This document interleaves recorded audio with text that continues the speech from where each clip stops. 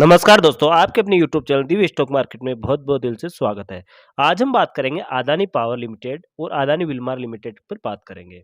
और इसके साथ-साथ हम जो फाइनेंशियल मिनिस्टर निर्मला सीतारमण की तरफ से बहुत बड़ा बयान निकल के आया है, उसको हम जानेंगे। दूसरी तरफ हिंडनमार्क के फाउंडर नाथुन की तरफ से भी बहुत बड़ा बयान निकल कर आया है, उसके बारे में हम जानेंगे। दूसरी तरफ अदानी ग्रुप की तरफ से ही बहुत बड़ा फैसला लिया गया, उसके बारे में जानेंगे। और आने वाले समय में अदानी ग्रुप में क्या हो सकता है? आने आने वाले समय में इसमें खरीदारी करनी चाहिए या नहीं करनी चाहिए, इसके बारे में भी जानेंगे। आप बने रहे हमारी वीडियो के लास्ट तक। अगर आप हमारे चैनल में पहली बार विज़िट करें तो हमारे चैनल को सब्सक्राइब कीजिए, बेल आइकन घंटी ज़रूर दबाएँ ताकि समय-समय पे आपको न्यूज़ मिलती रहे। अदानी पावर लिमिटेड, अगर अदानी पावर लिमिटेड की बात की जाए तो फ्राइडे के दिन इसमें 4.98% की गिरावट देखने को मिली। और इसके साथ-साथ अगर इसकी 1 ईयर की बात की जाए तो इसके अंदर 44.86% का प्रॉफिट देखने को मिला। और इस स्टॉक के अंदर हम 6 मंथ की बात की जाए तो 52.43% की गिरावट देखने को मिला। अगर अदानी विल्मार लिमिटेड की बात की जाए तो फ्राइडे के दिन इसमें 1.21% की गिरावट देखने को मिला। लेकिन सबसे बड़ी न्यूज़ ये निकल के आई है कि अदानी विल्मार को एस&पी और बीएसई आईपीओ इंडेक्स से हटा जाएगा। 20 फरवरी से इसको आईपीओ इंडेक्स से बाहर कर दिया जाएगा। और इसके साथ-साथ अगर अदानी विल्मार का रेवेन्यू की बात करते हैं हम, तो रेवेन्यू बहुत ही अच्छा निकल के आया है। अगर दिसंबर 21 की बात की जाए तो 14,379 का था, जो बढ़कर 15,438 का हो गया। अगर इसकी हम प्रॉफिट की बात की जाए तो प्रॉफिट देख सकते हो कि दिसंबर 21 के अंदर 211 का था, जो बढ़कर 246 का हो गया। सितंबर 22 क्वार्टर 3 के रिजल्ट में प्रॉफिट थोड़ा कम आया था, 48.76 करोड़ का आया, जो कि बढ़कर 246 करोड़ का हो गया। अगर इसकी हम बात करते हैं, एक बहुत बड़ी न्यूज़ ये भी निकल के आई है कि अदानी समूह ने इन प्रमुख कंपनियों के शेयर को एसबीआई कैप के अंदर गिरवे रखेंगे। अब ये गिरवे क्यों रखेंगे? क्योंकि अदानी विल्मार की रेट लगातार गिर रही है, अदानी के सारे स्टॉक की, तो कहीं इनको बेचे शेयर को बेच ना दे, इस वजह से ये गिरवे रखेंगे। और इसके साथ-साथ एक गिरवे कौन-कौन सी कंपनी रख रहे हैं, देख सकते हो कि अदानी समूह की कंपनी 3 कंपनी है। इसमें अदानी एंटरप्राइज प्लेसिंग, जो ऋणदाताओं के लाभ के लिए शेयर को गिरवे रखा गया है।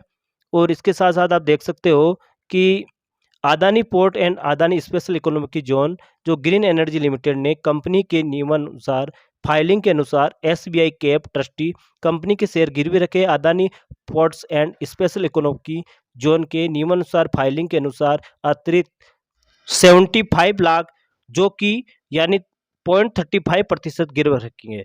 पहले इनके पास 0.65% गिरवी रखा हुआ था, जो कि बढ़कर अब 1% हो चुका है। और इसके साथ-साथ आप देख सकते हो कि मूडीज की तरफ से भी बहुत बड़ा बयान निकल के आया है, क्योंकि शुक्रवार को अदानी समूह की 8 में से 4 कंपनी के आउटलुक को घटाकर स्थिति में नकारात्मक कर दिया गया। इस कदम से संकटग्रस्त समूह धन पे उगाने की क्षमता पर अल्काल्पनिक प्रभाव पड़ सकता है। इसके साथ-साथ हिंडनमार्क पर क्या लग गया है बैन? खुद कंपनी के फाउंडर ने किया बड़ा खुलासा। न्यूज़ ये निकल के आ रही थी कि हिंडनमार्क की कंपनी पे बैन लग गया है, लेकिन हिंडनमार्क के फाउंडर नाथुन ने इसका खुलासा कर दिया है। हिंडनमार्क रिसर्च के संस्थापक नाथुन एडरसन ने कहा है कि उनकी कंपनी पर कभी बैन नहीं लगा और उसके बैंक खाते को रोका नहीं गया है।